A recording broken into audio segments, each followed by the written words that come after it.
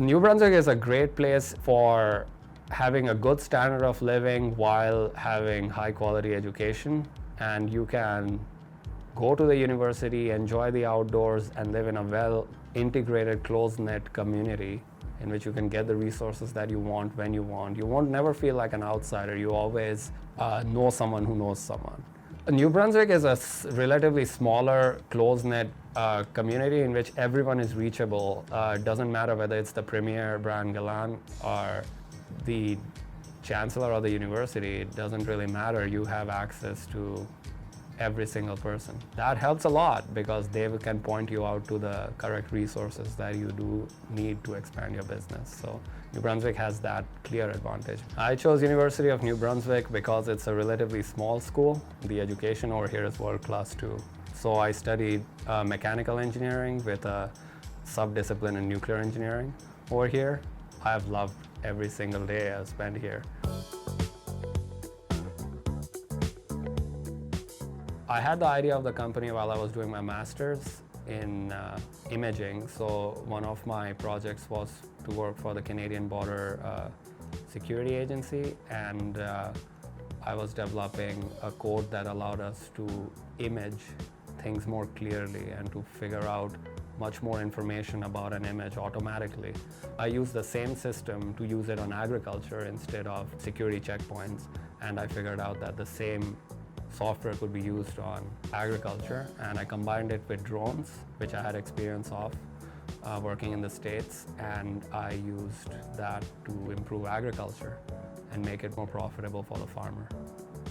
So Resin Aerospace develops software imaging technologies for automated assessment and analysis of large agricultural areas, and we can pinpoint where to spray pesticides and herbicides in order to increase the yield, increase profits, and decrease the environmental impact.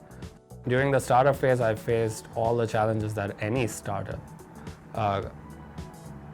faces, including, well, there wasn't any money. So I had to put a lot of my savings in initially to start out. But it was very supportive, really. Like, as I told, the government programs helped us out a lot to get talent and to offset costs in research and development. And the entire business support system here at UNB helped us get an office, helped us with every stage, like literally. There was a lot of help. I couldn't have done it without them. The McCain's and other large corporations are looking at Resin Aerospace because we have the best technology out there to do the specific job of making precision agriculture more efficient. And we have the world's first agricultural intelligence system, which is a machine learning system that learns agriculture and helps the farmer as he is farming. So we combine this with drones and emerging technologies, and we have the most leading-edge solution out in the market for the clients that we have, and that's why we are growing really quickly.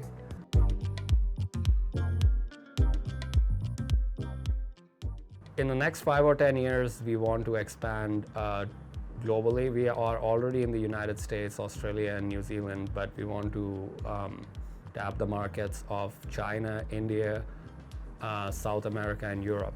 Well, my proudest moment is when I walk into the office every morning and I see 30 or so employees working in high-paying, high-technology jobs. I feel like I'm contributing to society by developing technology that will put New Brunswick on the global map, as well as help the local economy, and just doing my part to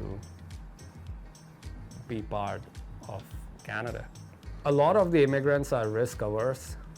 They don't like to take risks, and one of the critical things with entrepreneurship is that it's a risk balancing game. Like, you have to take risks with the expectation of reward. So I would say that be open, take calculated risks, and just, if you have an idea or a dream, just follow it and work hard.